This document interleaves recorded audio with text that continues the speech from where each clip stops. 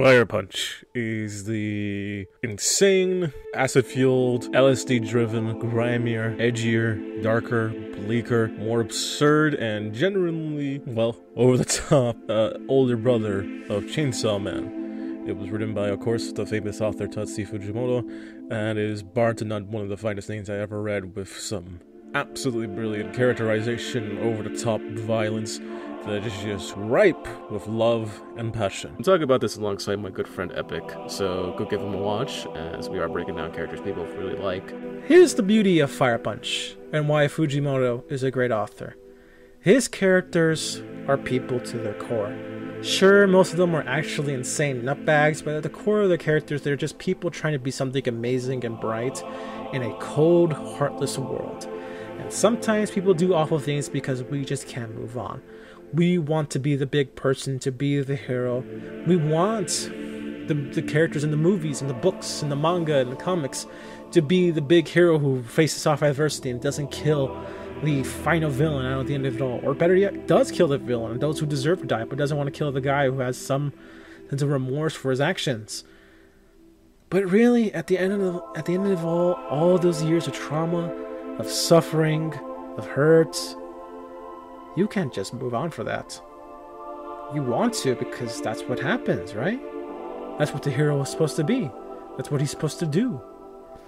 But Agni isn't a hero. That's the facade he wears to cope with the pain and agony he has went through. The lie he needed to keep on living when he didn't want to. And he lies again. Here, Agni quite literally takes off his mask and becomes what he is at his core. A walking, flaming corpse.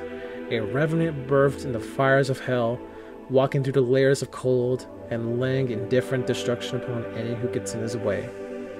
The facade is dead, and Agni murders everyone in the village. And I mean everyone. Children, women, just every innocent person who had nothing to do with it. And in the end, he murders Doma in cold blood without any hesitation.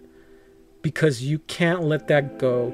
And just because the person says they're sorry, doesn't mean any of their victims has any right to forgive them. No matter how hard you try to play at hero, you'll just be Brad Pitt in Seven.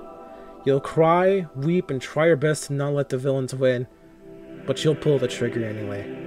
Agni clearly was not alright with this, and in a seeming unconscious guilt, he runs off to the lake and attempts to kill himself, only to be saved by his director, his very own author of his garbage B movie, Fire Punch, who gives him a hug and tells him those same words his sister told him.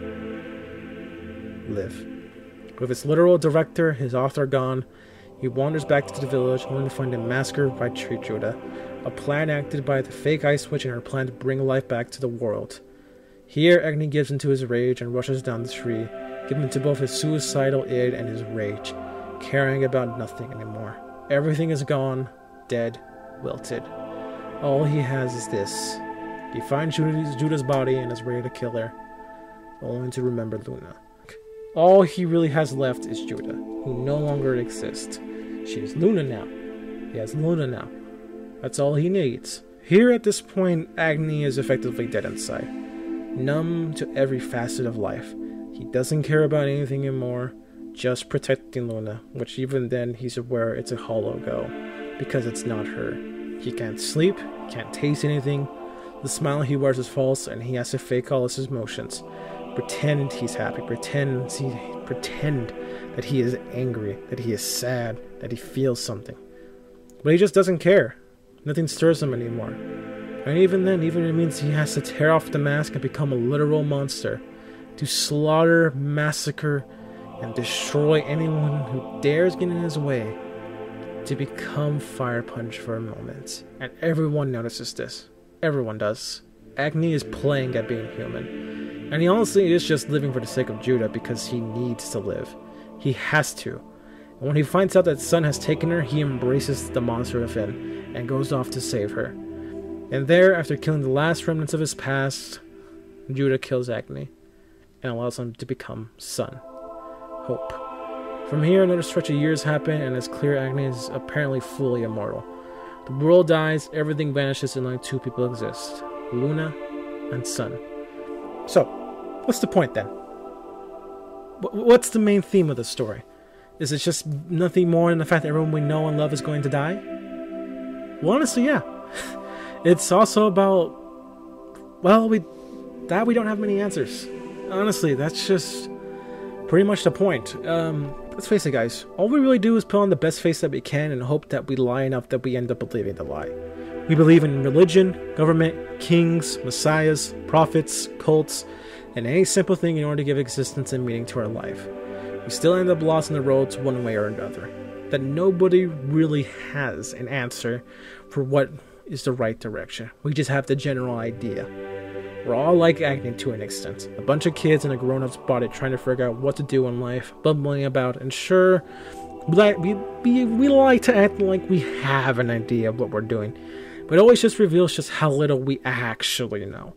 Even when we have a Togata in our life, a director who leads and defines us, we have to understand they're just like any other human being. They're as confused, broken, and crazy as just about anyone else. It's nihilism to its core. A story about how honestly much of nothing really matters beyond one thing. The bonds we form. Sure, it's easy to become hedonistic, violent, cruel, and barbaric, but it isn't a fulfilling life, and at the core of it, it's just a facade to hide the hurt that lays in those souls. Similarly, it's hard playing a hero and acting perfect when you're honestly just needing a break and maybe some rest. That you just need to relax for a bit, man. That you need to go off and watch a garbage B-movie, read a book that kinda sucked, read a manga about manly dudes beating each other up, or just hanging out at the movies. Sometimes we're so concerned about who we are, what we do, why we do what we do, we miss out on the things that matter the most. Something that Agni lost on the way. The little things. It's better to live a life full of fulfillment and happiness rather than a hollow, stressful, nightmare-fueled one, full of regrets and emptiness. Agni was just a kid that needed the world to stop using and abusing him and finally letting him watch Scott Pilgrim vs. the World. Because we all need that, don't we?